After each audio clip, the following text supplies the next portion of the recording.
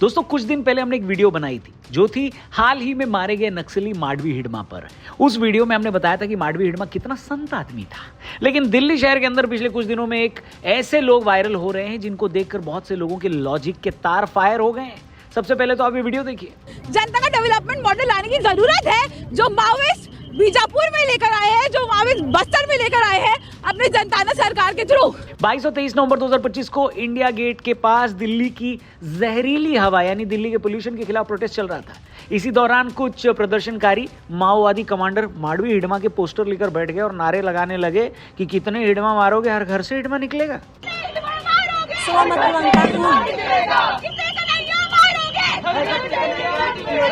अब इस वीडियो में देखा गया कि ये नारे उसी भीड़ में लगे जो ऑफिशियली दिल्ली की साफ हवा के लिए जुटी थी, जिससे पूरा आंदोलन कंट्रोवर्सी में आ गया। रिपोर्ट्स की माने तो भीड़ में शामिल एक वर्ग खुद को एक्टिविस्ट बताता है, जिनके पीछे दो छोटे ग्रुपों के नाम बार बार आ रहे हैं। इन ग्रुपों से जुड़े लोग इंटरव्यू में ये लाइन कह रहे हैं कि जंगल सिर्फ दिल्ली के नहीं पूरे भारत के काटे जा रहे हैं, हमें जल जंगल जमीन की लड़ाई को आगे बढ़ाना है, जो मॉडल नक्सली बस्तर बीजापुर में लेकर आए हैं। यानी वो हिडमा के एंटी कॉर्पोरेट जल जंगल जमीन रेजिस्टेंस का सिंबल बनाकर बात कर रहे थे। कुछ लेफ्ट एक्टिविस्ट ग्रुप्स ने बाद में सफाई दी कि वे एक्स्ट्रा जुडिशियल एनकाउंटर के विरोध में बात कर रहे थे, लेकिन ये भी माना कि भैया प्रदूषण के मार्च में ये मुद्दा उठाना राजनीतिक रूप से गलत टाइमिंग और प्लेटफॉर्म था। अब आप बस ये देखिए कि इस देश के अंदर आंदोलन को एक ऐसा हथियार बनाया जा चुका है जिसकी आड़ में वो मुद्दे उठाए जाते हैं जो हैं भी नहीं। ये इस देश में कई लोगों का मॉडस ऑपरेंडी हो चुका है कि 10-12 लोगों को एक झंडे के नीचे खड़ा करो और वो विचार दो जिसका कोई बेस ही नहीं। अब ऐसा नहीं कि इस देश में पहले आंदोलन नहीं होते थे, बिल्कुल होते थे। आंदोलनों से ही इस देश के सबसे बड़े बदलाव हुए हैं। पर प्रॉब्लम यह है कि जिस टूल को जन जागरण के लिए यूज करना चाहिए अब वो एजेंडे का शिकार बन चुका है।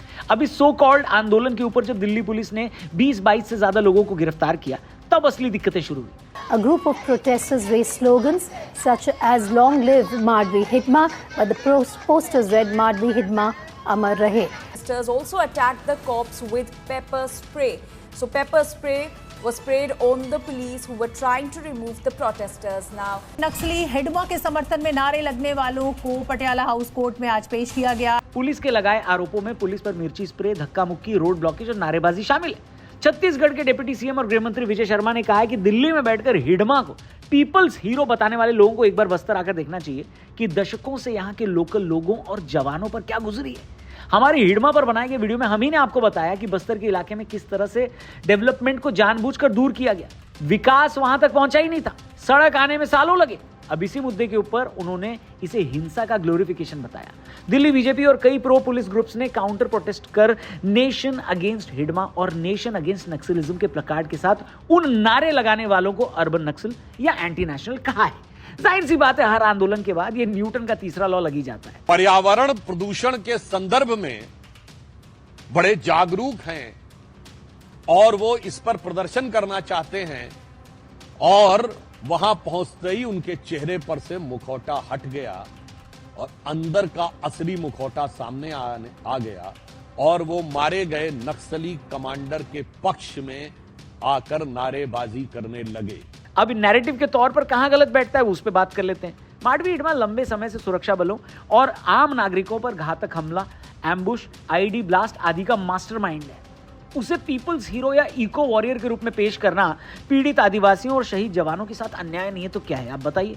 अब इस देश के अंदर पोल्यूशन जैसे म्यूचुअल कंसेंसस वाले नागरिक मुद्दे को प्लेटफॉर्म बनाकर माओवादी नारे लगाना आम लोगों की जेन्युइन प्रॉब्लम को हाईजैक करने जैसा नहीं दिखता क्या, आप बताइए। इससे एनवायरमेंट आंदोलन की एलिजिबिलिटी पर भी सवाल उठते हैं और राज्य को हार्ड एक्शन लेने का पॉइंट मिल जाता है। सोचिए कि डेमोक्रेसी का नाम लेकर चिल्लाने वाले लोग उन लोगों को आइडियलाइज करते हैं जिन्होंने जिंदगी ही एंटी डेमोक्रेसी के नाम पर जी है। उन सबको ऐसे आंदोलन एक ही फ्रेम में कर देते हैं जिनको जन आंदोलन कहकर मिलाना पॉलिटिकल कम्युनिकेशन के पॉइंट ऑफ व्यू से भी खतरनाक है। अब आप सोच के देखिए, कॉमरेड हिडमा अमर रहे जैसे नारे लगाने वाले आंदोलनकारियों को यह पता है कि सोशल और इमोशनल मुद्दों को उठाकर वो लोगों को अपने साथ जोड़ सकते हैं। माडवी हिडमा जैसे माओवादी कमांडर की पॉपुलैरिटी उसकी बातों और स्ट्रगल की गहराई की तरह पेश की जाती है, जो कई आदिवासी और ग्रामीण समुदायों के लिए जीवन के सीरियस मुद्दों जैसे जमीन, जंगल और जीविका से जुड़े। इस मामले में भी आंदोलनकारियों के पीछे उसी इमोशन को कैपिटलाइज किया जा रहा है। वे माओवादी अक्सर ऐसे क्षेत्रों से आते हैं जहां विकास की कमी है, सामाजिक अन्याय है और आर्थिक विषमताएं हैं। इसके लिए हिडमा जैसे लोग एक हीरो की तरह स्ट्रगल के सिंबल बना दिए जाते हैं और ऐसे इतने सारे आंदोलन हैं दोस्तों। 2022-23 के प्रदर्शन को याद कर लीजिए, जिसकी शुरुआत न्याय पाने के लिए हुई, लेकिन बाद में ऐसे कई ग्रुप्स भी शामिल हो गए जिन्होंने हिंसा, तोड़फोड़ और सरकारी संस्थानों पर हमले किए। इन विरोध प्रदर्शन में कुछ कट्टरपंथी तत्वों और अज्ञात बाहरी एजेंट्स ने देश के लॉ एंड ऑर्डर और इंटरनल सिक्योरिटी को निशाना बनाया। उन्होंने प्रदर्शन को अस्थिरता फैलाने और लोगों में डर पैदा करने के लिए हथियार बनाया। इस दौरान कई गैर कानूनी एक्टिविटीज हुई जो बाद में बेहद ही वायलेंट नारेबाजी के थ्रू देश विरोधी मैसेज फैलाती रही। सीएए की बात कर लें, उसके विरोध को कौन भूलेगा। इस बनाए गए आंदोलन में स्टूडेंट्स, वकील, पत्रकार और कुछ जनता भी शामिल थी, लेकिन साथ ही कई राजनीतिक और कट्टरपंथी ग्रुप्स भी इसी आंदोलन में एक्टिव हो गए। इन प्रदर्शनों को लेकर यह आरोप लगे कि कुछ संगठनों ने विरोध को वायलेंट बना दिया।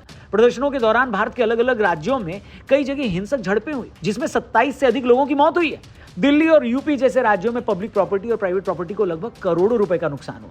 अकेले यूपी में इतना नुकसान हुआ कि क्या बताएं। इसके बाद कई लोगों को गिरफ्तार किया गया और कई इलाकों में ट्रैफिक और डेली लाइफस्टाइल पर भी भारी असर पड़ा। ऐसी 2019-20 में जो शाहीन बाग का सो कॉल्ड आंदोलन था, उससे यहाँ के लोगों को कितनी परेशानी हुई, लोकल लोगों को भारी असुविधा हुई।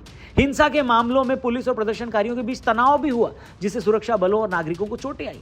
ध्यान दीजिए, लॉकडाउन से पहले के इस आंदोलन में पहले से ही इकोनॉमिकल नुकसान झेल रहे देश को और ज्यादा नुकसान पहुंचाया गया। इस आंदोलन की वजह से कई समुदायों के बीच सामाजिक दूरी भी बढ़ी, जो एक इंस्टेबिलिटी को न्योता दे रही थी।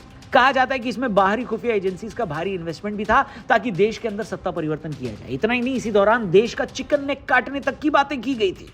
अब जरा माओवादी हिंसा के बारे में भी थोड़ी बात कर लेते हैं दोस्तों।